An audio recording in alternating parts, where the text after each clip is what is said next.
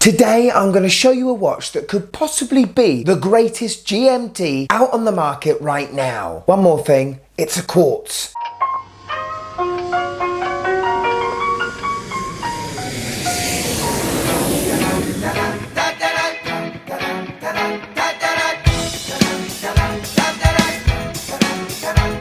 Yes, and welcome to the Mad Watch Collector channel. We do reviews a little bit differently over here, and today is no exception. Now, when I first saw this watch, I was watch out. The SBGN003, the Willard reissue, the beautiful green dial tool-tastic diver from Seiko. I've still got it on this Uncle Seiko bracelet, and I absolutely love it. What a beautiful Martin Sheen apocalypsing stunner.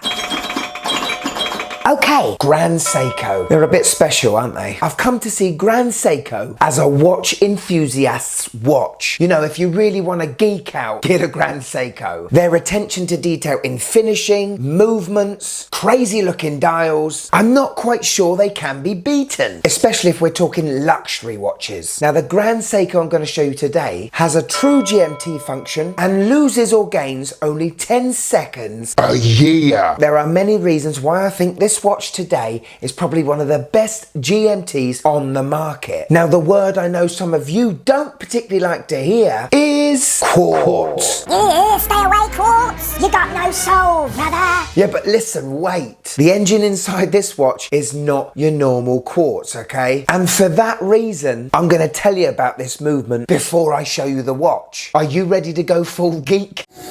Let me start by telling you about the quartz crystal in these things. Grand Seiko grow and age their own quartz crystals and cherry picks the best ones to help maintain a very high accuracy movement. This is Grand Seiko's in-house F986 movement, okay? It has a thermal compensator. The movement checks 540 times a day the temperature of the watch, and that stops the movement from going too fast or too slow. The vibrations in a quartz crystal can drift over time, but not on a Grand Seiko. It regulates the drift, if there is one, and keeps it vibrating accurately. These engines are not put together by a machine. In fact, they're put together by two watchmakers. One is in charge of the date complication. There is a cam and spring mechanism in this engine, which means the date snaps over just like a regular mechanical watch. The other watchmaker constructs, oils, and regulates the movement. Now, just take a look at this movement. This isn't your regular thing, is it? The case is metal, it's got 9 jewels, it's decorated, the finishing is amazing. All the important parts of this watch are sealed in what they call a cabin. That means when you open the case back up and you need to change the battery, you don't expose the important parts to dust or to help dry out the oils. The only thing exposed is the battery, which you and I can change. Grand Seiko are synonymous for their signature Dolphin big broad handset, aren't they? Well, they wanted to use those same signature hands in a quartz watch, but a regular quartz watch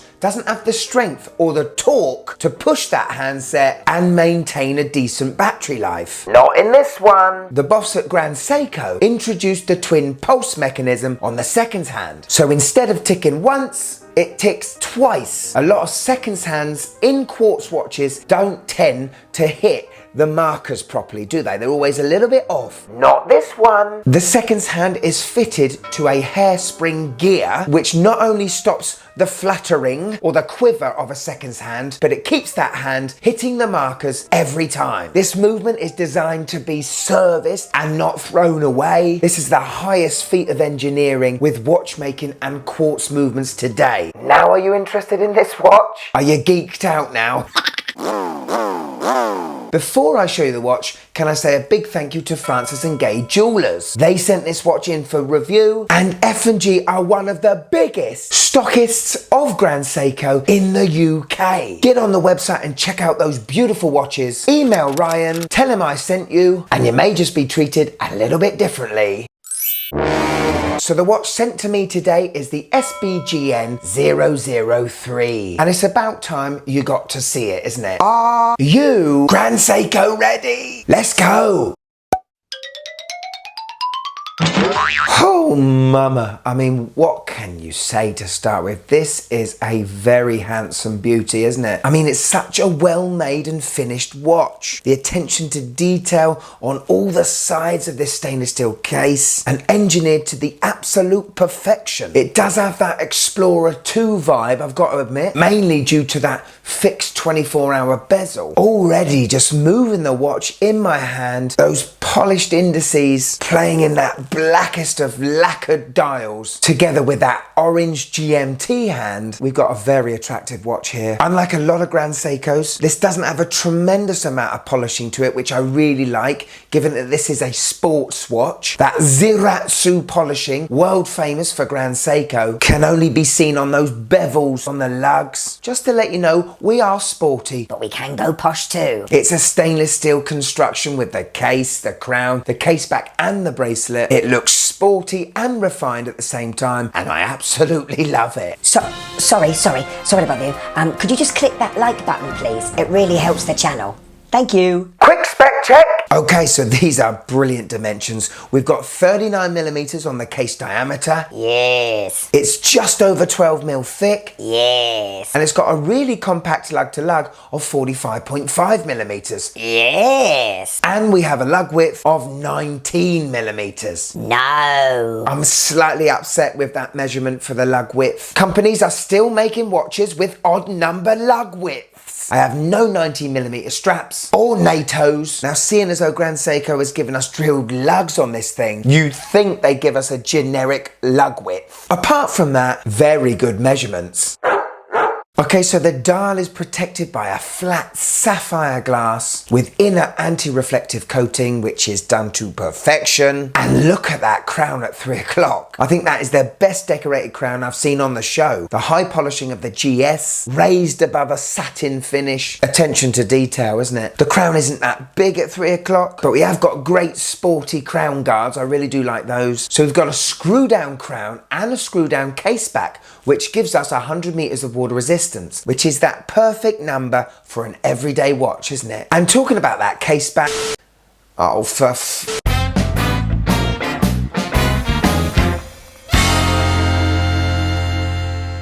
very good, Terence, very good throw. Now get back, let me pass the rock. Ready? Darling, what's that noise? Nothing, dear, just Terence falling over. And welcome to another episode of the Design House, where we take a look at a watch's case back. And today, oh, exquisite, we have a Grand Seiko. Let's have a look. Well, the watch is made with quartz. So no mechanicalness is inside. There's a little bit, but it's purely run by a battery. But that's fine, that's fine. Look at this case back. Beautiful brushing, satinized finishing with the polishing of that Grand Seiko lion, as well as the frosting. There's a little bit of frosting there. Oh, very nice, well made. Something you would expect from the grandness of the Seiko, you know. So there you have it, a battery-powered watch, but with an exquisite case back. I'll see you next time for another episode of the Design House. Cut. Where's Terence? LeBron James! Let me stop you for a minute and talk to you about Watch Crunch. This is a new online platform made by watch nerds, designed for watch nerds. Just think of this like Facebook, but without the pictures of your kids and posts about a zoo you might have gone to last week. All things watches are welcome on Watch Crunch. 7 years ago, when I started my watch journey, I would have given anything for a platform like this to talk to like-minded watch nuts without the watch snobbery. It's so easy to use as well. All you got to do is make a profile and then start posting away. Why not come follow me? The site is so easy to use. You can post opinions or post photos of your watches and follow other like-minded watch maniacs. I was honestly that impressed with Watch Crunch. They have become the official sponsor of the Mad Watch Collector channel. Check out the link in the description below where you'll be able to get started on Watch Crunch and join the discussions. Come and join the fun debate and see what the fuss is about. No watch snobbery allowed.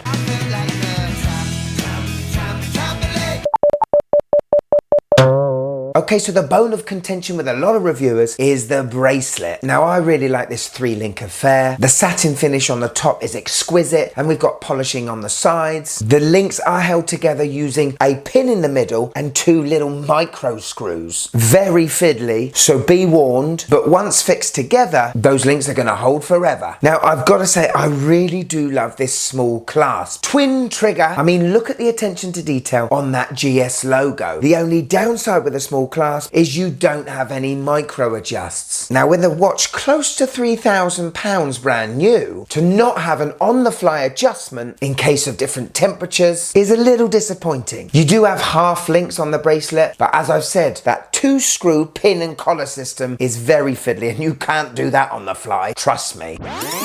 A little note on that bezel, it is fixed, it's a true GMT. It's brushed stainless steel with black lacquered numerals. This is what gives it that Explorer 2 type vibe, but I really do like it. Which is funny really, because I do love a twisty bezel. Super! Okay, let's look at the face. Dial time. Where do I start? Okay, let's talk about the actual dial colour, which is a beautiful, vivid black, lacquered, glossy number that helps give it that little dressy look. I love that rehaut or flange because it represents the day and night time. From 9 till 3 it's black, and from 3 till 9 it's a silver colour, and I think that is a gorgeous touch. Then the hour and minute markers are together got to be the best applied markers I've seen. I mean, it's only when you get the macro lens on it do you see all those textures, the facets, the different edges, the faces, something you don't see with a lot of Grand Seikos. Also, we've got lume on these markers, so that adds to the sporty look. We got a gorgeously applied GS logo just below the 12 marker, Grand Seiko printed below that. Below the handset in orange to mirror the colour of the GMT hand, we've got GMT. At the 3 o'clock, we've probably got the best executed date window I have seen on the channel. Silver polishing frame, brushed facets with a black date wheel and white numerals, done very well. And let's come on to those iconic Grand Seiko hands. Amazing sword-like Dauphine style for the hour and minutes. So sharp. I mean, like Kill Bill level, you know? Very simple needle hand for the seconds, but the star of the show surely is that orange GMT hand, which on the arrow is loomed. Overall, a simply stunning looking dial. Simple on paper, but when you look at it head on, it's just magnificent. So we've got lume on the hour markers, lume on the handset, as well as the GMT. Let's see how this bad boy glows.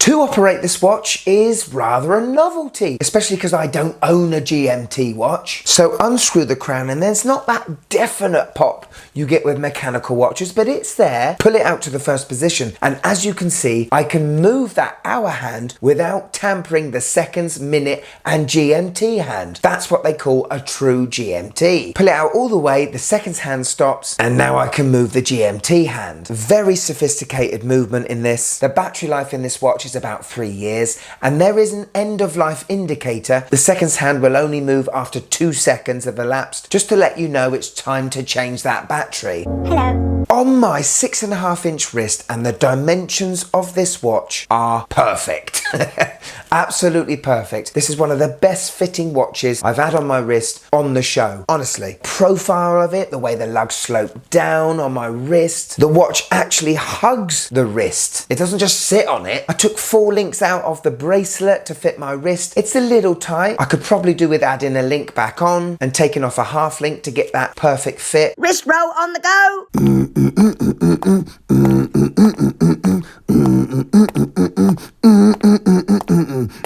Wrist roll on the go. So there we go, the SBGN003. What do you think? Well, you saw me explain the movement at the start. The watch's dimensions are going to fit everybody, okay? It's a perfect Grand Seiko for me because there's not too much polishing on the case, which gives me that sporty vibe. Also, the loom on the indices and the handset, as well as the 100 meters of water resistance with the screw down crown and case back, just tells me that this beast is built for anything. It retails at £2,900. Now, if you're thinking of buying your first luxury watch, dipping your toes into Grand Seiko, this is a perfect choice. Now, GMT watches don't tend to be worn that often, so having a quartz-based GMT is perfect for you. Just pick it out the box. If you're going abroad, you don't really need to set much of the time. Bump that true GMT hour hand, and you're good to go. For level of finishing, complications, engineering, hugely historical and revered brand, I think it's a winner. Here it is, my wife's first impressions of the SBGN003. Here we go. Yeah, I quite like this watch. It looks sporty. It's not military like I like, but I do like that orange hand. What is that orange hand? It's weird. There's already an hour and a minute hand. What is that hand? I haven't a clue. Yes, sorry to the wife, I didn't tell her what a GMT actually was. She got a bit confused, but she still liked the orangeness of it. If you've lasted this long on the show, why not become an MWC certified member? In the top corner of your screen, right next to the subscribed, you'll see a join tab. Joining that will give you these benefits. You'll get a unique badge for any time you comment on one of the shows, making you look special. You'll get access to members-only community posts, exclusive updates to future episodes, exclusive giveaways, and get to see the weekly shows before anyone else. But I promise to make it worthwhile to you guys. Today's shot comes from Case and Dial. Now this is a superb picture of the 6138-3002 Jumbo. And what a beautifully designed chronograph we have here. They need to reissue this, don't they? Lovely pop of yellow, reminds me of the Flightmaster. But honestly, the best watches are always the old ones. Thanks for tagging me in, my friend. That's much appreciated. If you'd like to be on the next Seiko showcase, all you gotta do, find me on Instagram here and tag me in on one of your Seiko posts, because who knows, next time the star of the show could be you. From me, the Mad Watch Collector, I'll see you in a tick, tick, tick, a tick.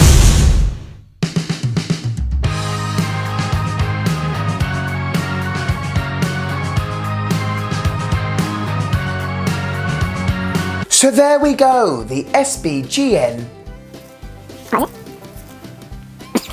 Sorry, I forgot what it is. Yes. So there we go.